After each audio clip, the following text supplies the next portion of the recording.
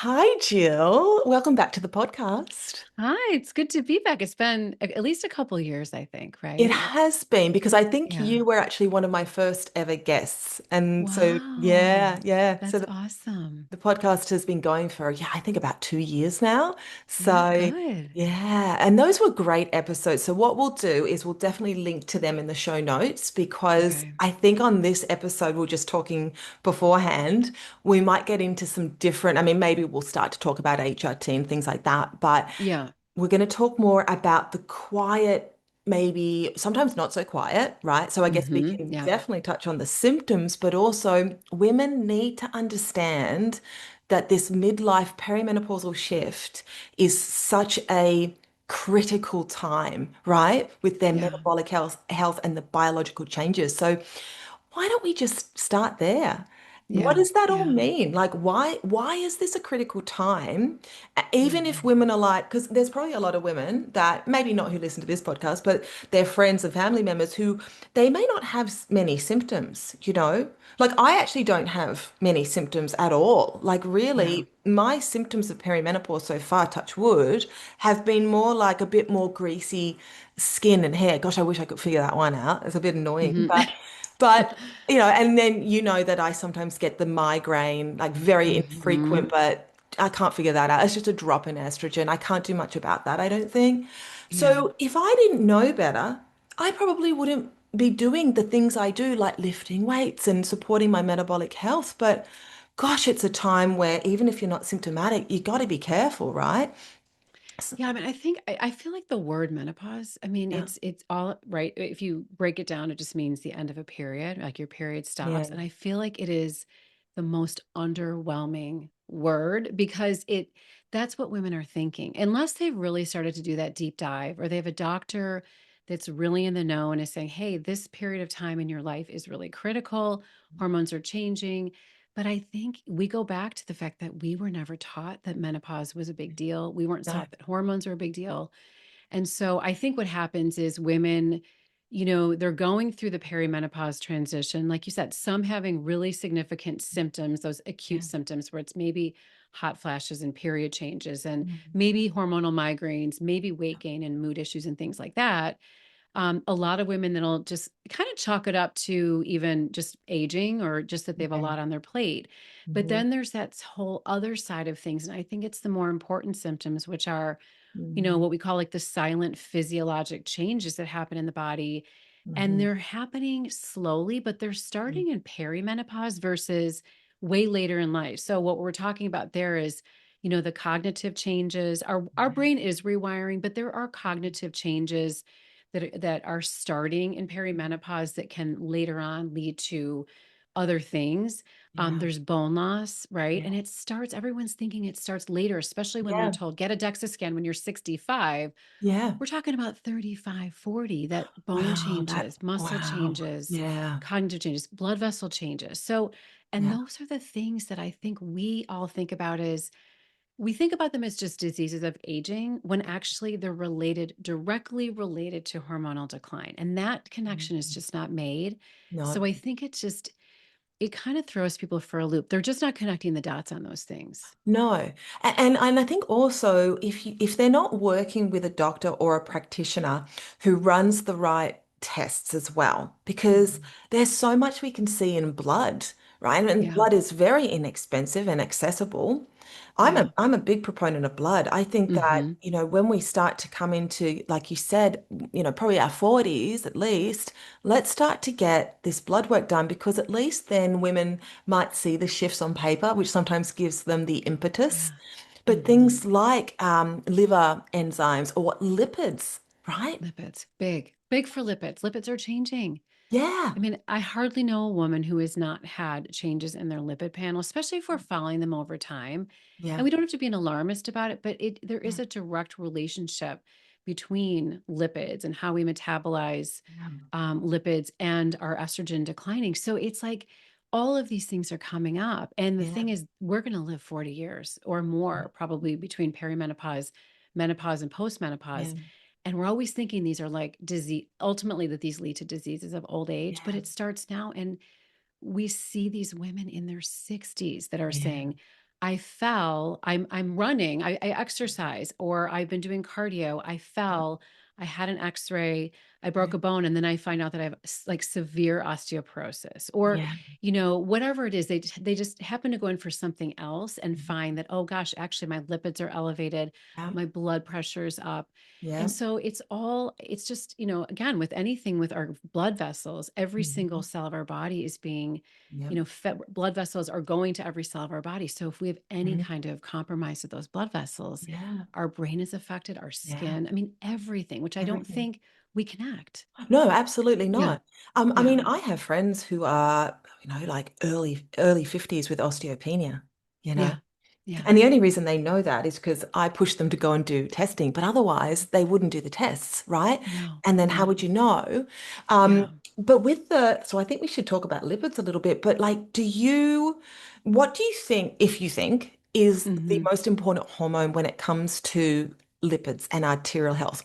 I would assume you'd say estrogen, but do the Yeah, I think other, estrogen. I yeah, do, and I think the others matter. I mean, okay, certainly, I mean, progesterone matters as well, testosterone, but I think estrogen is probably, at least from what we know right now, seems to yeah, have the biggest impact on the blood vessels in terms of, I think, from like an inflammation standpoint, yeah, a stiffness, a stickiness. When we're thinking about wanting to maintain these really pliable, flexible, smooth, uninflamed blood vessels, is mhm, that drop in estrogen that has that direct mhm, impact on the blood vessels. And we know that progesterone's involved in testosterone, but estrogen seems to be that heavy hitter when it comes mhm. to blood vessels. Yeah. Yeah, And this is like it's so silent, right? it's so And silent. like this is the most important message. If people can hear this and share it with their mothers and their sisters and their friends, is that don't think that your cardiovascular system is healthy because you feel okay, because there's all Yeah, these silent changes going on. And yeah, that's the number one killer of women and men. Cardiovascular yes. disease. Like, there's so many women who are worried about cancer, and we should be Hmm. breast cancer, but breast cancer is very survivable if you catch it early. And I don't know Hmm. the stats off the top of my head. I've seen them before, but the survival rate for breast cancer is like upwards of 90% these days. Yeah, it's in the 90%, somewhere in the 90 plus Yeah, percentile for sure. yeah. Absolutely. But Yeah. But cardiovascular cardiovascular disease, disease. that's what's going Yeah. to take most of us out. Yeah. So And we, actually, I feel like bone loss too, because I think that okay. one, more and more and more, we're seeing those numbers rise. And so we're almost at that point now where it's like one out of every two women after Yeah. 50 or 55 will have a fracture. So Yeah. that's you or me, right? So on just here Wow. today, one of us will have a fracture. And I think we After think about a frac 50, after 50. 55. Jeez. Yeah, and then you think about a fracture, I guess a lot of people think about their kids, right? Your kid was riding their bike or playing soccer and they broke their arm, and we're like, "Well, a fracture, no big deal." But when you Mm, think about a hip fracture, which is what tends to happen in women, it's the hip mhm, fracture, can be other places as well, but I mean, I wanna say the stat is like 23% of women will actually die within a year of a hip fracture because of rehab and isolation and mm, depression and many other factors that come mm. into play, but it's not the same as breaking your arm. You don't regain that function most of the Yeah. time when you break a hip, when you're, Jeez. older, in your Yeah. 50s or older. And as you get older, it's probably even worse, obviously, if Yeah. you're in your 70s, depending on what your fitness level is and Yep. where things are at. But I think that one to me has been one of the more startling ones just because that is another one that is affecting so many women. We're all worried about breast cancer when it's like really the biggest things that are going to impact our quality of life are going to be a Mm, fracture that we don't mm. come back from, or cardiovascular disease, a Yeah. stroke, a heart attack, or something else. I think I've heard Dr. Tina call hip fractures the kiss of death, Yeah. right? But I Yes. think a lot of women listening, they're not going to understand why. Like, how could a hip fracture cause Yeah. somebody to die? So, Yeah. what is it about that? Is it that, like you were saying things like depression, or you were saying things like, lack of, recovery, right? Motility. Yeah. What is it that causes a hip fracture to increase our chance of dying?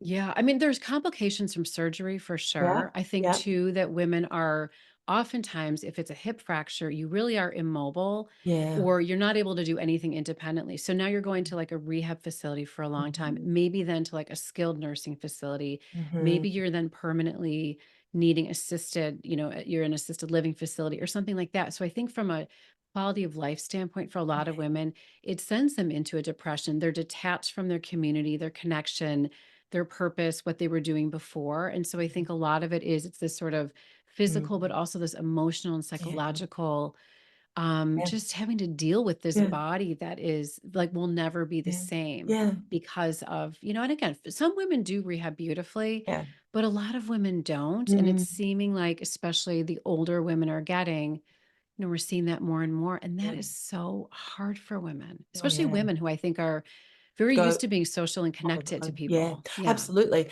And then yeah, if you're not mobile and you're Yeah. not eating well, you're not going to No, eat much, you're not going to get no. nutrition, you're not outside in the sunlight, getting all the benefits of sunlight beyond just vitamin D. Yeah, you're not Yeah. getting the movement, the exercise, you're not supporting your cardiovascular health, like all the things, it just compounds. Yes. Um, And the cost. I think the cost is the other thing oh yeah. because we talk about, because we're in this space about investing in ourselves at this stage. And I think for Yeah, women, it can be, especially if you don't have symptoms, you're like, you know what, I'm not going to yeah. think about this right now and invest in myself, whether Mhm, it's like spending time strength training or maybe getting a coach that helps you mhm. or a gym membership or Yeah, whatever it is to really up level yeah, your health at this stage. But yeah. I think, that's one of the things that later on we pay later. It's like we pay Oh now or we pay gosh, later, yes. and not now that we know better. I think the generations before us Yeah. did not know that hormonal decline, there was this huge connection between hormonal decline and all of these biological silent biological changes happening in the body. But now we Yeah, know, and we absolutely. know that if we don't do anything, if we just Yeah. stay the course, decline is inevitable. So it's Oh like yeah. now we can choose, right? Either Yeah. we go the path of decline, and there's a middle ground, but the path of decline, or we have to choose something different and make very conscious choices Yeah. about trying to, kind of these workarounds for these Yeah. hormonal shifts that are happening. And Mm-hmm. I think it's one of those things that we put off, we put off, we Mm. put off. Mm-hmm. Mm-hmm. But financially later down the line, I mean, a hip Oh, surgery alone, rehab, oh time gosh. off work, or permanently being Especially away in the from work States. in the States. Yeah, being being permanently having to leave your home if Yeah. that's what it takes, or having someone have to drive you now because you Yeah. can't drive. Those are Caretakers. huge dollars that people are Huge. talking about. Yeah, Yeah. huge. Yeah. Okay, so you touched on cardio, so we're going to go back to that. The other Yeah. thing I was thinking about, if somebody does have a hip fracture or, break a bone and you're in hospital, like the chance Hmm. of getting an infection, right? That's Yes. another Yes. contributor to, you know, Absolutely. deaths. I mean, Hospital acquired infection. Yeah. One of the worst. I mean, I isn't it worked in a like one of the hospital. yeah, isn't Yeah. it one of the top or the top killer of Yeah. people in hospitals is In a hospitals. acquired Yeah. infection. My stepmom, she had bowel cancer. And by the way, I'm a big believer. We were talking about this before we hopped on the call, but I'm a big believer in meshing the conventional allopathic with the holistic. And I think we'd be Yeah. foolish because if we didn't, because we have this incredible technology and science like never before.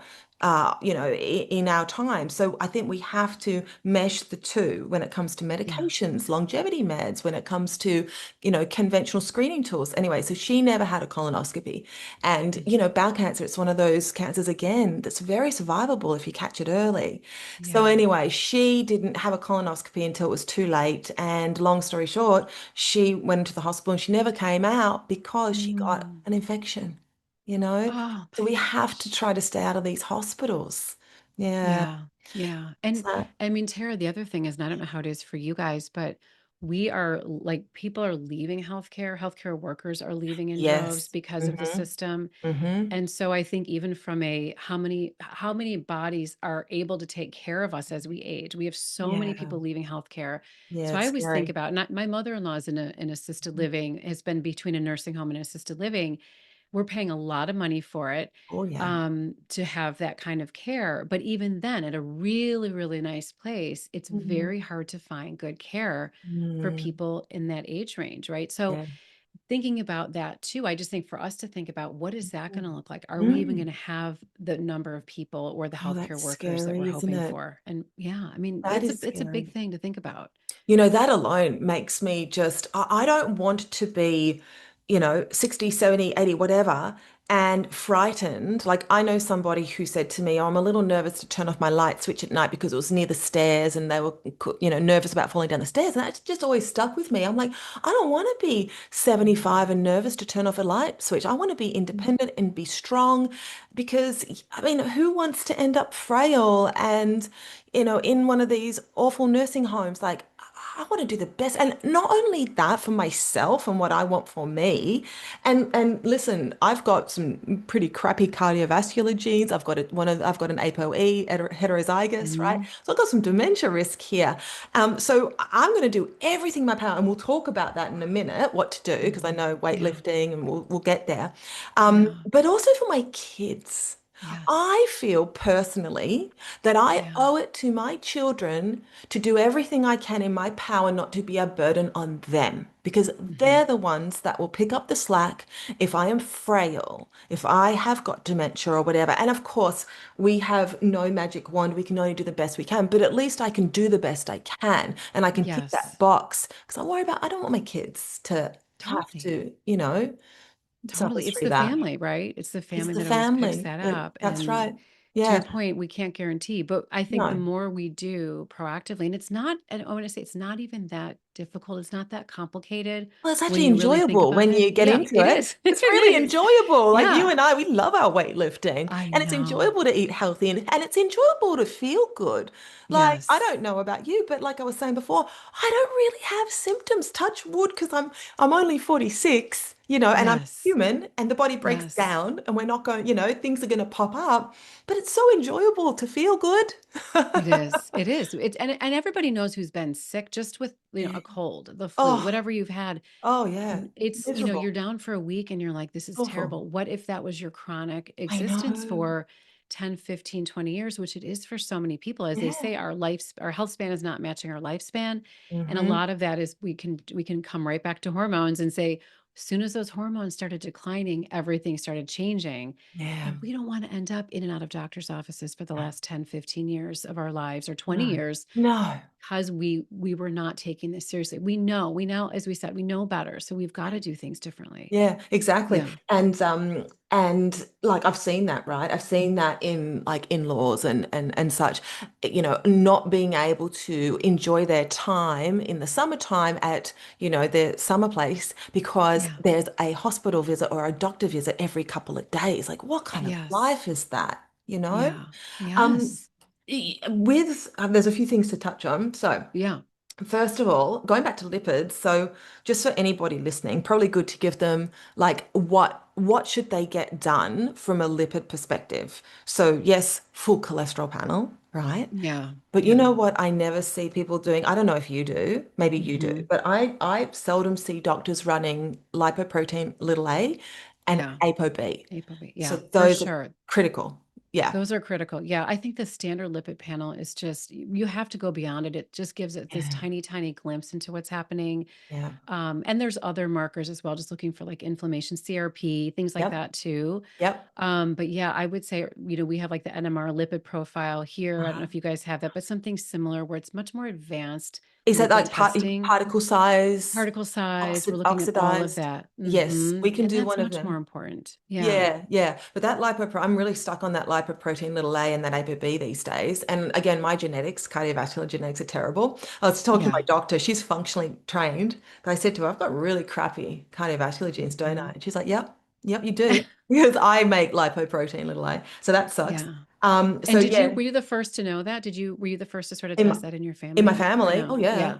Oh yeah, my Yeah. my both my parents are on statins, but I don't Hmm. know that that's the best course of action for them. I'm a Hmm. hyper absorber of cholesterol. That's what I believe. I think Hmm. 'cause we can't do the Boston Heart Panel type, do you know the Boston Heart Panel? Yes, exactly. It's very similar. Yeah, Yeah, we don't exactly. have one Yeah. of them. And I was talking to my Oh, doctor, and yeah, I know us Aussies, I tell you, you okay. get everything in the States. I know you got We your do. problems, but We, you get everything. yeah. You name it, you can get it. Yeah. So I was talking to my doctor and I was saying, listen, I think I'm a hyperabsorber. I don't think this is good. Do you know where I could do a Boston Heart Panel type study? And she was like, Tara, I've looked everywhere in Australia. There was one place that I'd found. She said, I called them, we can't do it.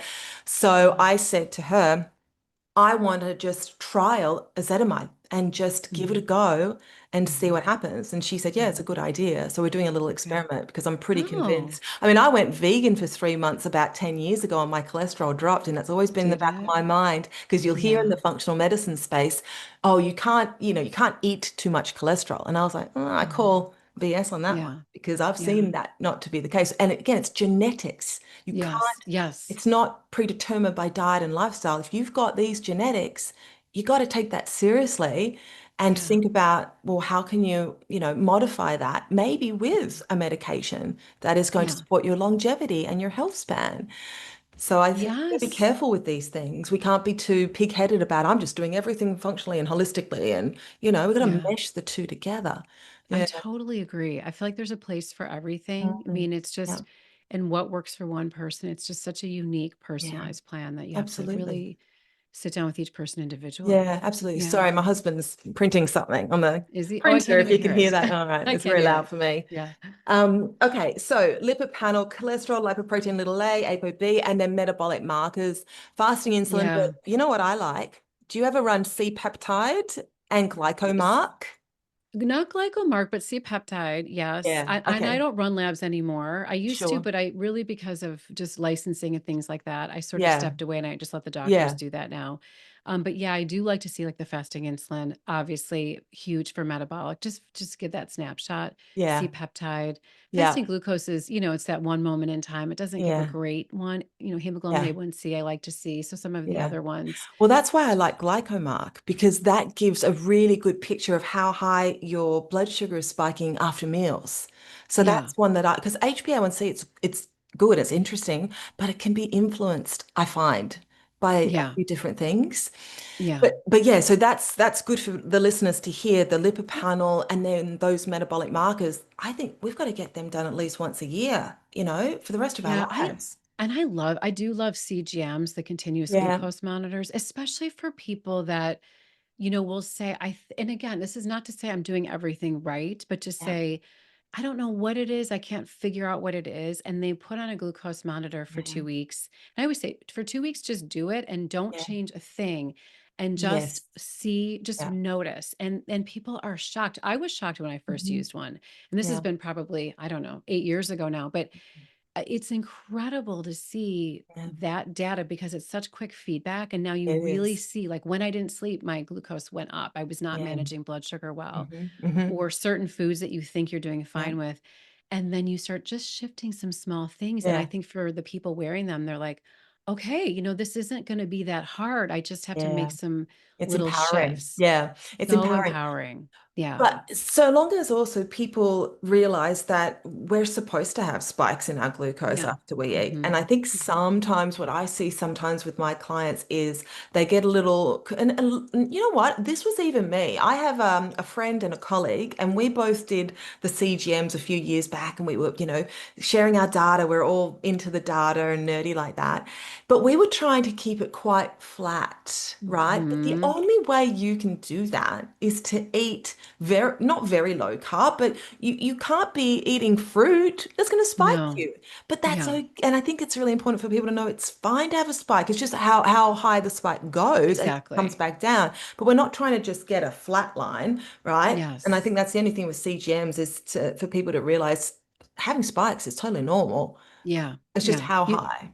Yeah, they have to be educated for sure, and then Yeah.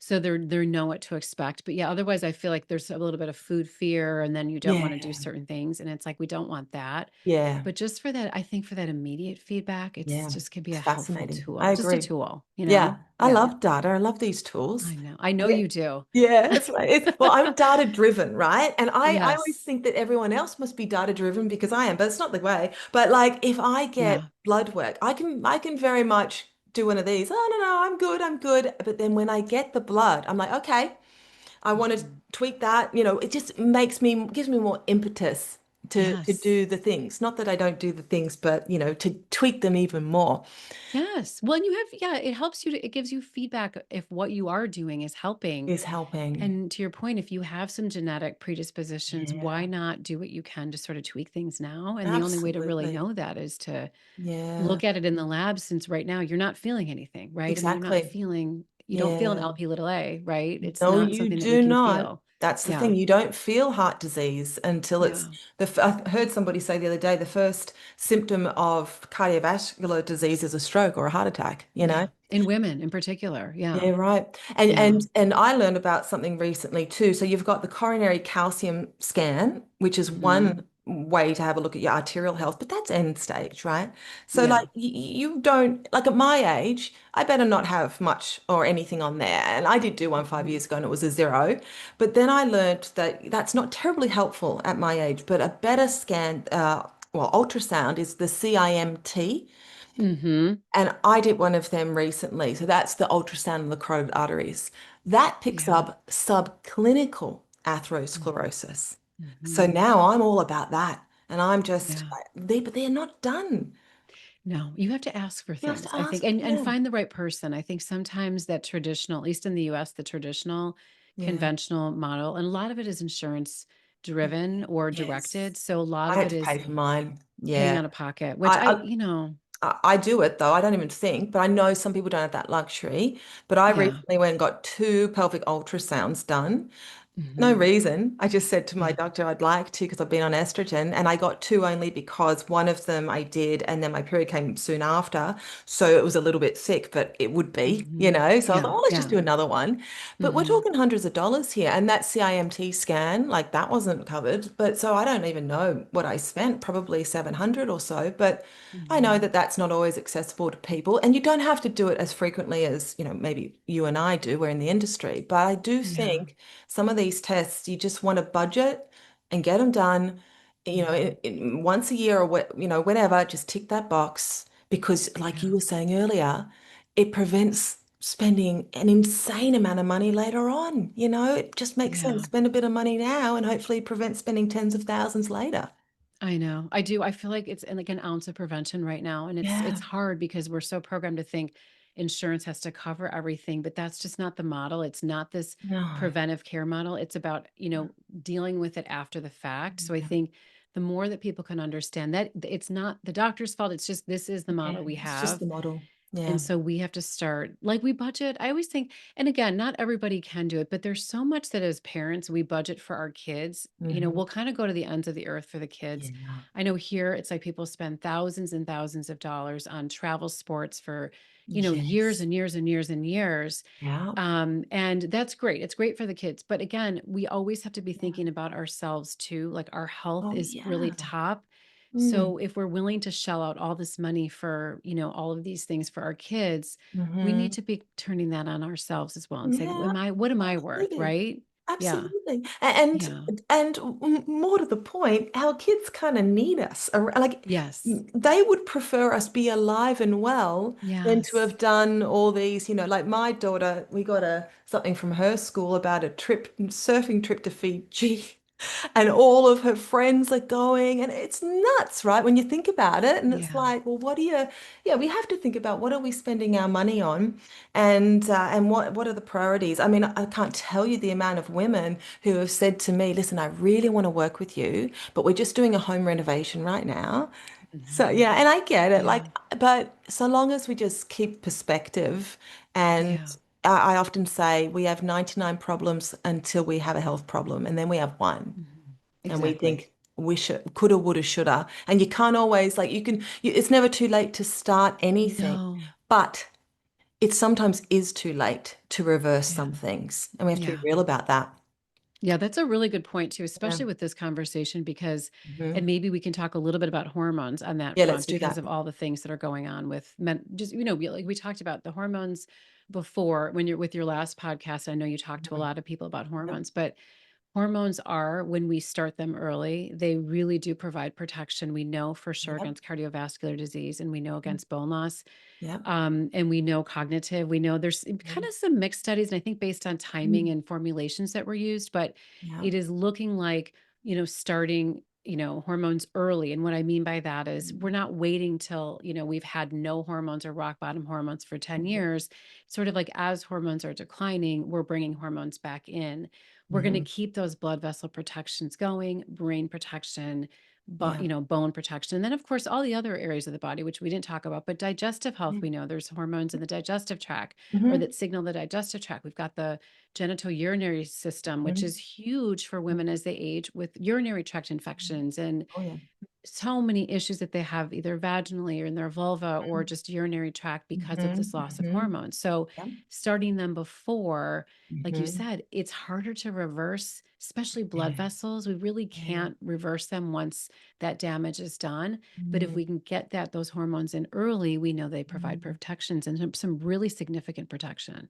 Absolutely. And so, see, I use estrogen, but again, I'm Mhm. not really symptomatic. Yeah. But my thought on, and again, the reason I started on estrogen, I don't know if you remember, but we chatted a lot in your mentorship about this, was because of those hormonal migraines. And it was like, well, Hmm. maybe if I bring that on, Yeah. it will quiet the. Unfortunately, I've kind of grown to accept that until I'm out of perimenopause. I probably will get the Hmm. odd migraine because I'm just sensitive to the dip, and I don't think it's a big red flag to anything. I don't know. Yeah. I don't Yeah. think, No, I agree. Yeah. A yeah, lot of people just have hormonal night migraines. it is what Yeah. it, again, genetics, you gotta love them. Yeah. Um, Yes. but I'm staying on that estrogen because, and I think you and I have chatted a little bit about this before. The way I think of it is you want to start in perimenopause. So, right, I Hmm. would assume every body should start in perimenopause because to your point, you don't want to wait until you're menopausal because when you're menopausal, your hormones are rock bottom. And that's not like Yeah. debated. A lot of people come to me with a Dutch test at 53 or 54 and they're like, I don't have a period, I'm in the menopause, but I did a Dutch. Why did you do a Dutch test? Yeah. Your whole, Yeah. you just spent hundreds of dollars to tell us what we know. Your hormones are rock Yeah. bottom. Yeah. But are your thoughts that, we should start in peri, even if we're not symptomatic, because we don't want to wait till we're symptomatic, because by then we're suffering the damage of low hormones. Yeah. And I mean, it can be, not say stacked, but I think we sort of know the order of operations for most women is Uh-huh. progesterone Yep. declines first. So maybe we bring in the progesterone Yeah. first. Estrogen typically is going to go up, down, Yeah. fluctuate, right, before it Yep. declines. So, Yep. there's two schools of thought there. We can bring it in when it's fluctuating just because it can level things off a little bit. Yep. If, and for a lot of women that's really helpful because they're like, I feel like I'm all over and that stability is Yeah. so helpful. So that's a really Yeah. good time as we feel it dropping. Most women are going to feel something. Mm. That's, absolutely. I would say that's probably the ideal time if you haven't started it earlier than that is to bring it in Yeah. when it's on the decline. Sorry, And then my we have husband's testosterone. my No, I can't husband even is hear him. you can hear good. No, I It's couldn't hear him. he's in here getting Oh, his he is. Oh, I protein. can't even hear him, Oh, honestly. good. Yeah. Okay. Sorry. I'm Yeah. sorry to interrupt No, you. no. I want to say, and then testosterone. It's so funny because I think the way when I first learned about testosterone, Yeah. I was always taught that testosterone would decline later, like Yeah. after, and we still hear that from a lot Uh-huh. of practitioners will say, no, it's not till after menopause. Yeah. But we see, and I would say I'm definitely an N of one, and I've seen many, many, many, many patients now who Yeah. are in their 30s, I would say 40s, who have low testosterone. And I Yeah. was one of them. And that was when the other hormones were changing. So I think, Yeah. it's more with aging. There's different reasons testosterone too, but testosterone's another one that again, Yeah. we don't have to wait until the rock bottom. We wouldn't do that with any other hormone. We wouldn't say, okay, when your thyroid hormones are like almost at zero, then we'll bring Mm. them back in if you have hypothyroidism. Mm. Or, if your pancreas is no longer making insulin, we wouldn't say, okay, let's just wait till it gets really Right. bad and then we'll bring it in. And it still is this Mm. confusion that we tell women, and it's not us telling them, but typically it's doctors who are not in the know Mm. saying, you don't need these hormones until after you're Yeah. done with your last period. And that's just That's not so true. much time has gone by. So much Yeah. has already happened in the body. Damage. That's Even yeah. invisible silent damage. Yeah. Yeah. Yes.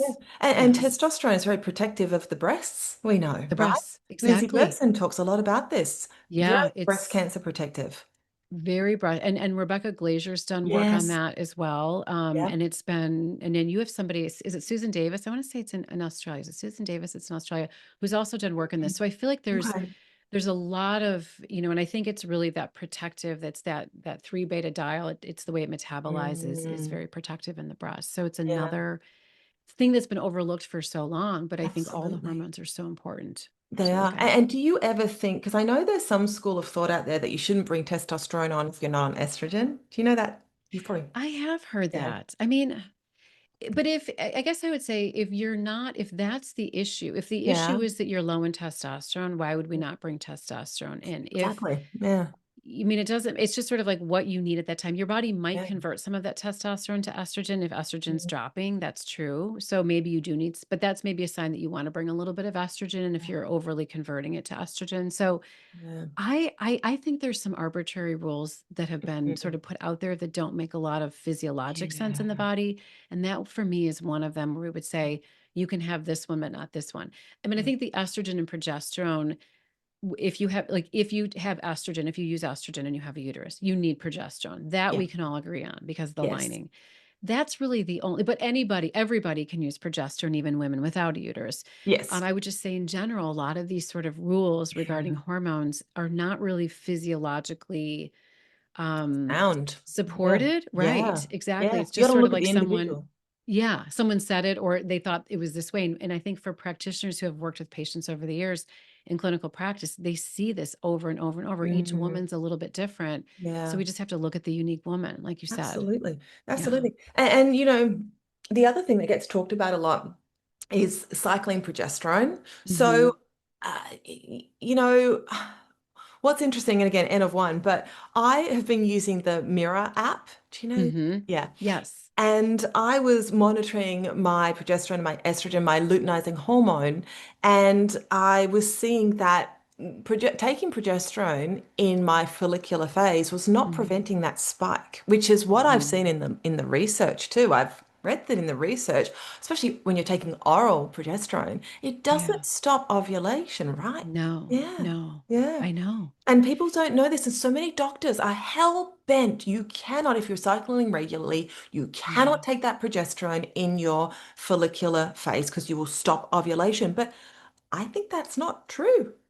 Yeah, I have not seen that either. yeah, I have right. not seen that. I've not seen that play out Mhm. either. And I Yeah. think, you and I have both seen some of Carol Peterson's work and Phyllis Mm, Bronson, where they've shown those menstrual cycle curves too. And that first, the follicular phase, we do make progesterone, not as much as we do, by any means, as in the luteal phase, but we make more progesterone than we do estrogen. And there's so much more mm. progesterone in the body. So you can see how if a woman is depleted or Yeah, not making as much with ovulation, she could still use some the first half of yeah, her cycle, even if yeah. even if it seems like she's still ovulating, maybe Mhm. she is, but not every ovulation is as robust as the other. So we don't always make those huge amounts of progesterone to kind of Yeah, carry us through. So yeah, I think we've again we look at the woman and we say what yeah, works for you. Try if you like cycling it, cycle it. If you feel the difference in the first half of your menstrual cycle, try, maybe it's a time to bring it in. I mean, there's yeah. no hard and fast rule for women No. not to. There's no harm in using it. We It's have so quality of much in our life. body. Yeah. Quality of life. If you Yeah. if you're sleeping brilliantly when you're on progesterone and not when you're off, or if you have crazy anxiety when you're off, then just Yeah. keep it in. You need it. Yeah. It's Yeah. working quality of life. Yeah. Um, Yeah. back to the genitourinary health. I know that Dr. Rosensweet talks a lot about this, and it's probably just something to mention if women, are listening.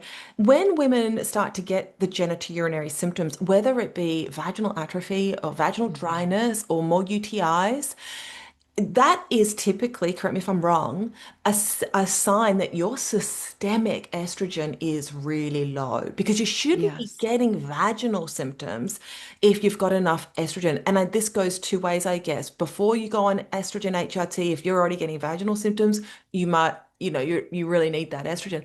But even for women in menopause, if they're getting vaginal symptoms, it's one of those signs, right? You probably need to increase that estrogen. Yeah. Okay. And some women, it does seem, it's interesting. Some women seems like they're on systemic estrogen, their symptoms are alleviated, they feel really good Hmm. overall, but Hmm. they still feel like they need a little bit of extra local therapy there. So some Yeah. estrogen, maybe even testosterone, because Yeah. we do know that there's a ton of androgen receptors in the Mm, around the in the vulva, in the mhm, vagina, but on the vulva in particular. So mhm, just from a tissue standpoint and a, blood flow and keeping lubrication and mhm, the thickness and having that tissue be really healthy, mhm, sometimes women need either, some additional vaginal estrogen or vaginal, they can put some on the vulva as well. You mhm. can also add, testosterone or DHEA. That too Yeah. sometimes is one of the reasons. It seems it's about like, I feel like I see about 50-50 where women are on Mhm. systemic and they generally feel great, but they're like, I Yeah. still feel like So Okay. a lot of times it'll come out as either maybe recurring UTIs or Yeah. painful sex, or maybe just pain. For a Mhm. lot of women, it's really sort of right upon insertion. They're like, oh, it's Yeah. that spot. And so Yeah. sometimes we'll say, just put some vaginal estrogen in that area where you Yeah. feel it's painful or Mm. it's sore. And sometimes it'll just help get that tissue Mm. kind of back where it needs to be. So Mm. that can be used in addition. But yeah, I mean, I definitely would say if someone's saying, I've got the symptoms, that estrogen, Mhm. systemic estrogen is It's low. low. Yeah. And so you can use that testosterone just locally there too. You can. You can use it there too. Yeah. You can use Yeah. testosterone, you can use DHEA. Yeah, a lot of DHEA. the formulations will do a lot of the compounding, Yeah. physicians who compound will actually make a mixture that has a little bit of estrogen or Mhm. estriol sometimes it's estradiol, a little bit of DHEA, maybe a little testosterone. You can kind of Right. just put it Okay. all around that area. Okay. Yeah. And what Yeah. about DHEA as a hormone, right? We talk a lot Yeah. about progesterone and I estrogen know. and testosterone, but what about actual DHEA? Is there a time and a place for taking that? I don't That's a great question. I mean, I think again, if you look at labs, if you're looking at labs, you can actually measure DHEA and you can see if Yeah. someone's low. Yeah. I feel like to give it with the goal of having it convert to something else like testosterone, it doesn't seem to translate in clinical practice where you give Yeah. it to someone and you see testosterone rise. I know there's providers that will say all you need is DHEA and the body will make testosterone. I haven't personally seen that. And I would say most of the providers I know haven't either. I know like Dr. Rosensweet, he does, when he gives testosterone replacement, he does mix it with some DHEA Right. together. Okay. Some providers do that, but Okay. I would say as a solo, it's more of a precursor hormone. So I don't know that Yeah. we can't guarantee where it's going to go and what Well, it's going my to do, But it might go right? into estrogen, Yeah, right? And I would, exactly. Yeah. because I actually have seen this clinically. I'm Hmm. thinking of one particular lady who was put on DHEA and she had mad high estrogen symptoms, estrogen dominant Hmm. symptoms, and she did test her estrogen. It was sky high, I know, snapshot in time, but still. Yeah. But her and I both agreed from our chats, Mhm. and then she went off the DHEA. I think she might have gone back on it too, and the same thing happened. And we both were in agreement. We believed that that was pushing, for whatever Yes. reason, genetics, pushing down estrogen more than testosterone and causing more of an Yeah. estrogen dominant picture. So, yeah, you never really know where it's going. Yeah. Yeah. Yeah. Yeah, that You're is better off giving that sort of end hormone, the the end one that you hormone. want, you know what it's going to do. Yeah, Yeah. exactly. Yeah. Um, okay. So, with all this being said, Hmm. is there anything else that you want to chat about? You did mention cardio, so maybe we should talk a little bit Oh, because, cardio. Yeah. yeah, Just, that just, just in I regards mean, to, I mean, I think, well, I was going to say, I do think at this stage, I think cardio is still very important at this hmm stage. I mean, in terms of things that we can do, like we were talking about, we don't want to get this doom and gloom picture because I don't yeah, think that menopause is a doom and gloom. I think yeah, it's this opportunity to pivot and to really up level our mm, health and just know that yeah, yes, our body is biologically changing, but actually there's a lot we can do to really oh honor yeah, those biological shifts. And they're really not that hard. We know that hormone therapy is one of the things that, when we use hormone therapy, we're never going to get it to the levels we had premenopausally. So we're not looking to fully replace that unless someone has had premature ovarian failure or something like that. We want to get those levels up at least till average age of menopause. But for hmm most women, it's really to just maintain those signals, those hormone signals to all the tissues of the body. So we've got that going. And then we want to add those lifestyle things. And I think this is where cardio, which is it really is great for our cardiovascular health, right? It's still a very important thing for us to do. But I think this is where women really, we want them to start thinking about strength training because we are going to lose muscle mass and our hmm muscles require a greater stimulus now to actually make them grow because we've lost hormone signals. So it really requires like, and Cheryl, because you and I have both been doing this strength training, it's yes. like and if you haven't hit 50 whatever yet, you will see it. You really notice almost overnight your muscle loss. You're like, where did they go I haven't got despite there yet. exercise? I'm like thinking I'm in this la la land thinking, no, no, because I've always been quite built muscle easily, but Yeah, you might, maybe it won't be. it's, I mean, I oh, feel I'm like sure it's coming. yeah, it just seems like it comes and Yeah. it's not to say that, it's just that we have to do something different. And so we Yeah. require more protein at this Yeah. stage, but also an actual stimulus to get those Yeah. muscles to grow. So not to say not to do cardio, Yeah. but really making sure that we've, really pulled in that strength training piece, because that's the thing that's going to build muscle. It's going to build bone. It's going to keep us upright and independent. And really, muscle is the organ of longevity. For It's sure. the metabolic, it's such a metabolic organ. It, Yeah. it helps to manage blood sugar so beautifully. So muscle does so much more than just look good. It Yeah. just does so many things in our body for us from a long-term For health sure. perspective that we have Absolutely. to include it. Yeah. Oh, I mean, cardio is 100%. fine too, but not, Not at the sake pounding. of Yeah. strength training. Yeah. Like if you're doing your Exactly. cardio, and also the thing with cardio as well is that I think that too many women rely on it to try to lose weight or keep their weight Yeah. down. And when the weight's Yeah. creeping on, but what they don't realize is it's that muscle that's Yeah. going to keep you slim and trim because it keeps you Yes. metabolically fit. So yeah, you can do Yes. your cardio, but also be careful, not at the sake of the strength training and not at the sake too of jacking up too much stress and cortisol because I think as Yes. midlife women and beyond, we don't need more stress. So I think it's No, a healthy balance, but strength totally. training is, I often say, protein and produce, walking and weights. But you could do more than walking, right? You could get that Yes. VO2 max, I but yeah, love that. Yes. it's my little No, it's motto. so important. It's such an important one. It's such a great one to Yeah. mention. Yeah. Yeah. And Okay. I think to your point, the cardio is so big because people want to lose weight. But if we keep on building muscle, we will also we will shed fat. We can For do sure. both. But I think we tend to be under muscled at this stage, not Hmm. necessarily. So, and that's where the building muscle versus trying to, burn calories, because then we're going to lose muscle too. Yeah, and then we'll just be skinny fat. Yeah. Exactly. Yeah, and that's Exactly. very Yeah. unhealthy. Yeah. Yeah. Yeah. All right. So what else? Is there anything else that you wanted to touch on before we wrap up? I mean, obviously, I want you to tell everybody because you about your role as your education lead, I think, at Respin. So Yeah. we'll definitely Yeah. talk about that. But was there anything Yeah. else you wanted to talk about? Do you think we covered? I just think the other thing is, again, going back to like the stage of life being so, I think there's so much, and it's not meant to be a scare tactic, but it's meant to help people pivot, but also to know that this is a really cool time. I think this change in biochemistry, all these hormones changing also makes us care less about people pleasing, care Mhm. less about doing things that don't matter anymore. Like there is this change that happens to us at this stage where we shed a lot of things, and it's very freeing. And so I think if Yes. women can embrace the fact that there's Mhm. something super cool about this stage where you have a whole next chapter Yeah. to live for and to work for and to be doing like exactly what you want to be doing. I know some of us have to still work for a while, and maybe we're doing a job we don't love, but maybe we shift jobs or we do something different. But this is that chapter where it really is about us and really prioritizing ourselves and really making this our best next chapter. And it can be, we just Mm. have to do those things to make sure that we stay healthy and vital, Love but not it. to be afraid of it. No,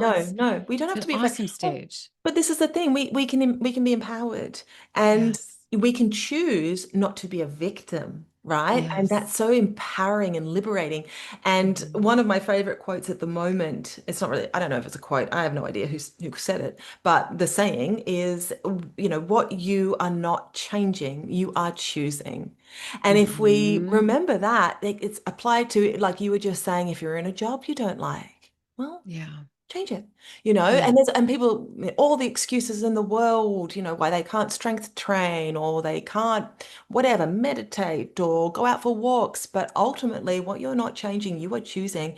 And if you choose Yeah. to live like that, you're choosing to live like the victim. You can empower yourself. You can make changes. There is a way. There is always a way. Yes. And what are we doing in Yes. life if we think we're trapped into something? That's no way to live. Yeah. No, that's an awesome saying. And I feel like if you surround yourself with people with a similar That mindset, mindset. it's fueling. Oh You gosh, feel yeah. like I think with strength training, we were doing it back and forth a lot where Yes. we're like, okay, Yeah. what are you lifting now? What are you Yeah. lifting? So you kind of And surround yourself with people that empower you yeah, you gotta lift you surround up. yourself by the right Yeah, people. They you either do. bring you up or bring you down. Exactly, exactly. Especially at this Awesome. stage, right? Yeah, Yeah. Yeah, absolutely. no, Oh, that's kind of, I think, the big message here, yeah, that's a good Yeah. message. I love it. Yeah. All right. So why don't you tell everybody, do you want to tell them about Respin Health? What is Respin Health Yeah. and where to find you? Yeah. So Respin Health, it was started by Halle Berry, and you get a lot of people know Halle Berry as she's an Mm-hmm. actress, but she's an advocate, and she's Yeah. been really doing a lot of advocacy work for women. And she talks a lot about her menopause experience, Mm-hmm. because she has access to really great doctors, Mm-hmm. and nobody knew that she was going through menopause. And Oh so I think gosh. for Yeah. her, she's like, if this is happening to me, it must be Yeah. happening to other women. And so she started this platform, and it's really turned into it's a digital startup. We've been around. I've been with them since inception, so it's been about a year and a half. Mm-hmm. But we are community, we're education, we have lots and lots of guest experts coming in. We have a respin clinic that we are just offering to our internal members right now, but we are going to be offering telemedicine, Fun. which is really exciting. And I'm the education lead there. So I am all about we're educating women, helping them understand their body and empowering them so that they Love can it. live their best next chapter. Yeah, it's really cool. It's a really Amazing. good group of people. Well, Yeah. we'll put the link in the show notes. Of Yeah, course, we'll for put your sure. Instagram handle. Just tell everybody what it Yes. is, but we'll put it in Yeah, the so it's show just my notes. name. So it's just Jill.Chmielewski, which is a really big mouthful, but we can link it and Yeah, you'll we'll find link it. me. We'll link Yeah, it. for sure. Yeah. And I Amazing. have a guide, the beginner's Yeah. guide to HRT, which Oh, could it's be helpful if women brilliant. are Yeah. wanting to start hormone therapy and they don't know where to start. That may be a good Yeah. place to start. And I've got some freebies there as well on my We will put website. that in the show notes because that Yeah. guide is a gold mine. So Yeah. everybody Thanks. listening, run and grab that guide. Yeah. Thanks. Yeah. All right, Thanks. Jill. It was so lovely Okay. speaking with you Yeah, as you always. too. So thank you for your Yes. time and your wisdom. Yeah. Thanks so much for having me, Tara. Of I love course. being here with you. Yeah. Okay. All Thank right. you. Bye. Okay. All right. Bye-bye. If you've been thinking, I just want someone to look at my labs or my symptoms and actually explain what's going on, then this is your chance because you can actually book a 30-minute one-on-one consultation with me where we cut through the confusion and finally get you some answers and direction. So in these sessions, we can chit chat about you and your symptoms and your health history and what you've tried and what's worked and what hasn't. Listen, I can also take a quick look at your bloods, your HTMA tests, if you've ever had any done, stool testing, etc. And then from here, I can help you figure out your next best steps. And listen, it might just be a pile of symptoms we talk about. We don't have to look at any labs because I can really understand what's going on for you based on your symptoms. So let's chat. Let's get you some clarity. I've actually been told by many women that these 30-minute chats with me have offered them more clarity in half an hour than working with their doctor or their functional health practitioner for months. So head to the link in my bio. You'll be able to find the link there where you can book in with me and let's make sense of what's really going on for you and get you a plan of attack moving forward to get you feeling better. I am not a medical professional, and the information provided in this podcast is for informational and entertainment purposes only. I do not have access to your individual medical history or circumstances, so the content discussed here should not be considered as medical advice. Before making any changes to your diet, lifestyle, or considering the use of supplements, please consult with a qualified healthcare professional or your doctor to ensure it's safe and appropriate for your specific situation. Any decisions you make based on the content of this podcast are at your own discretion and risk. Thank you for tuning in.